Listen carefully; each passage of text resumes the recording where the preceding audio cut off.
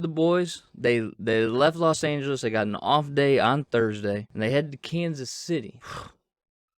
The Royals for a 3-game series this weekend. Now, they just got done playing the Royals last weekend. And so there's not a lot or a ton of information that I can give you as far as, oh, here's what needs to happen for them to win. We know what the Royals are at this point. We've played 13 games against them. We've lost 8 of those 13 games against them. And so we know what the Royals are. And we know, as I said in the last, preview to the Royals series, how pesky this team is, because they are. So when we talk about a preview for the Royals, I'm going to give you the pitching matchups and then maybe discuss a little bit of how can we pull something out in Kansas City. Game 1, Friday night. Joey Wentz is back, and that's a good thing. After, the last outing of Michael Pineda was DFA'd. And he kind of threw some shade at the organization, like, yeah, I missed this bonus. I also, can't be on a playoff roster. Yeah, you're right, but the Tigers also could not release you and DFA you while you were on the injured list. That's not the organization's problem. And if you wanted to hit that innings bonus, you should have pitched a little bit better,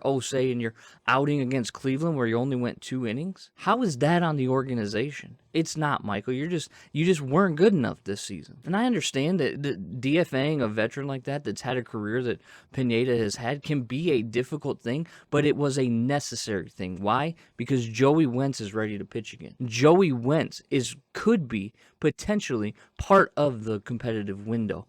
Michael Pineda is not. And you cut dead weight when you need to cut dead weight. And Michael Pineda at this point in the season was dead weight. So let's talk about Joey Wentz. In the minor leagues since coming back from injury, he's struck out about 8 per 9. He's walked just over 3 per 9. He's got a 1.35 ERA, but a 3.98 FIP. So that ERA indicates he's gotten a little bit luckier on the side of things than maybe he hasn't gotten lucky. He's gone 26 2/3 innings pitched in the minor leagues, 4 earned runs and 23 Ks. And we know that before he got injured, he was pitching better in Detroit, take away his debut where it was not good, which is okay, right? We want adjustments. We want guys learning how to pitch at the major league level. He's going to be taking on Daniel Lynch, who started against Detroit in that last series, who went 5 innings, gave up 5 hits, gave up 4 earned runs, walked 3, and struck out 4, and it was the only game that the Tigers won against Kansas City in that series. So an opportunity again to win. Game 2 on Saturday. At 7:10, Matt Manning is going to be facing off against Jonathan Heasley. Now, Manning against Kansas City went 4 innings and gave up 2 runs, but walked 3, struck out 3, and was working around base runners every inning that he was out.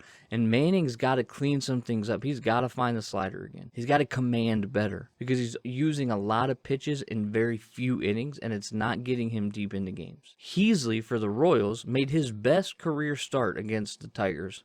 Shocker. Last weekend. He went 7 innings, gave up 2 earned runs. This is a guy that entering that game had a FIP near 6. And the Tigers couldn't take advantage. So Saturday is definitely, hopefully, an opportunity for redemption. You want to get the bad taste out of your mouth against the Royals this season, then you got to go and you got to attack the pitching that's available to attack.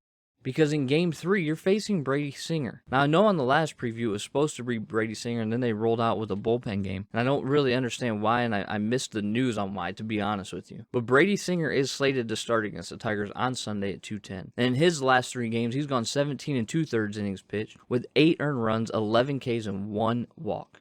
And he's going to be facing off against Tyler Alexander, who didn't pitch against the Royals last series, but has not been great. In his last 3, he's 12 innings pitched, 15 earned runs, and only 9 Ks. Everything is going to be dependent upon the offense. If you can't score runs, you can't win baseball games. If you cannot hit the baseball, you cannot win baseball games. And against guys like Lynch and Heasley, you have to put the ball in play. Against a guy like Singer, you have to work professional at bats. There's no doubt that, it's going to be a tough game on Sunday, so you better get what you can get Friday and Saturday. We know that the Royals are a very pesky baseball team. They run the bases well. They create havoc when they get on base. They've got an all-world rookie in Bobby Witt Jr., who's a member of the 2020 club at 22 years old. Just incredible.